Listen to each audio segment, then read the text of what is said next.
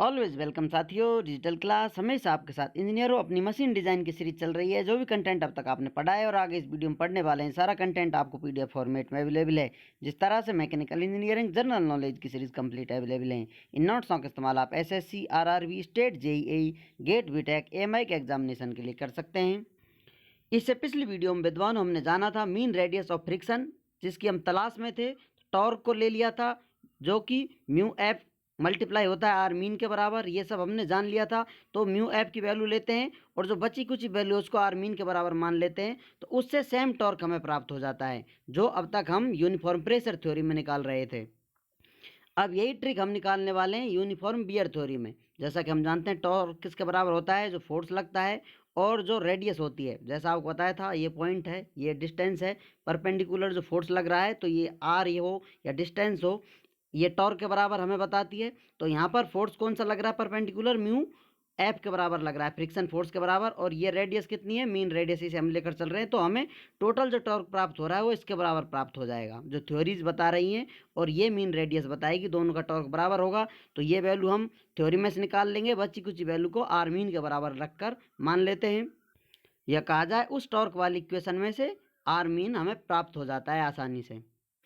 इस टॉर्क की संघर्ष वाली जर्नी में हम चल रहे थे, जिसमें हमने आर मीन निकाल लिया था पिछली यूनिफॉर्म प्रेशर थ्योरी से। ये सब आपने डिटेल में देखा था पिछली वीडियो में, जिसकी वैल्यू हमें आर मीन प्राप्त होती है 2/3 ब्रैकेट में है R2Q minus R1Q divided by R2 square minus R1 square, ये प्राप्त हो जाता है। अब कदम बढ़ाते हैं R mean from uniform wear theory की तरफ, जहां आर मीन हम निकालेंगे यूनिफॉर्म बियर थ्योरी से। किस प्रकार से ये हमें वैल्यू प्राप्त होने वाली है, जैसा कि हम पिछली वीडियोज में निकाल चुके हैं। From equation 5th and 6th से हम निकालेंगे, जहां पर हमने फोर्स निकाल लिया था, टॉर्क निकाल लिया था।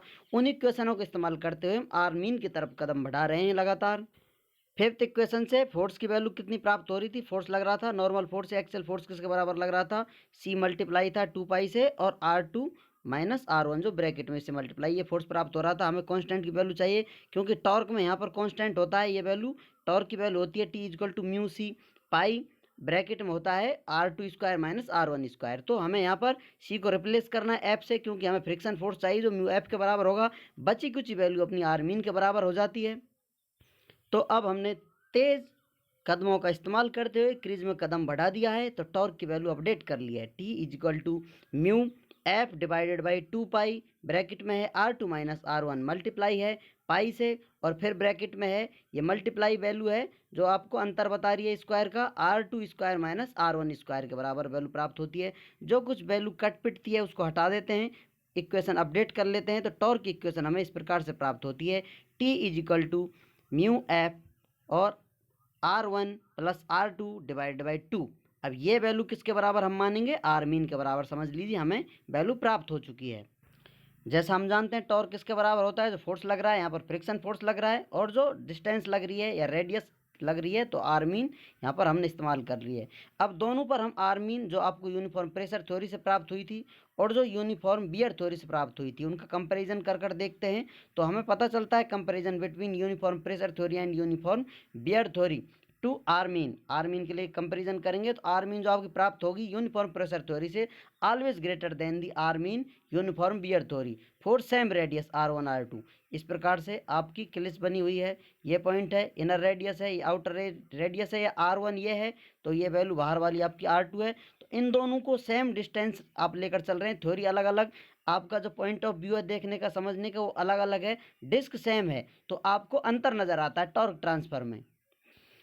अंतर क्यों नजर आ रहा है, जो आर मीन है वो आपको चेंज नजर आ रही है। R mean uniform pressure theory की अधिक होती है R mean uniform wear theory के बजाय। तो हमें uniform pressure theory torque transfer ज़्यादा बताती है, जबकि R mean uniform wear theory हमें टॉर्क ट्रांसफर कम बताती है। अब हमें वैल्यू कौन सी लेनी है, कम वाली वैल्यू लेनी होगी, क्योंकि कम से कम हम मानकर चल रहे हैं ये आपकी डिस्क है, एक बता रही है 100 न्यूटन का टॉर्क ट्रांसफर कर रहा है, एक कह रहा है 19 न्यूटन मीटर का टॉर्क ट्रांसफर कर रहा है। तो हम कौन सी को वैल्यू देंगे, तवज्जो देंगे, क्योंकि हमारी रिक्वायरमेंट है कम से कम आपको 90 चाहिए ही चाहिए। या फिर ऐसा है कि इतना ये मैक्सिमम ले जा सकता है, ये बता रहे इतना मैक्सिमम ले जा सकता है, मान लेते हैं वेरिएशन आ जाता है, एक्चुअल में इतना ही कर पाती है, तो हमारे साथ धोखा हो जाएगा, आपके साथ धोखा होगा। इसलिए इस वैल्यू को हम महत्व देंगे, कम को लेकर चलते हैं टॉर्क ट्रांसफर के लिए। इतना टॉर्क ट्रांसफर तो कम से कम ये कर ही चलेगी।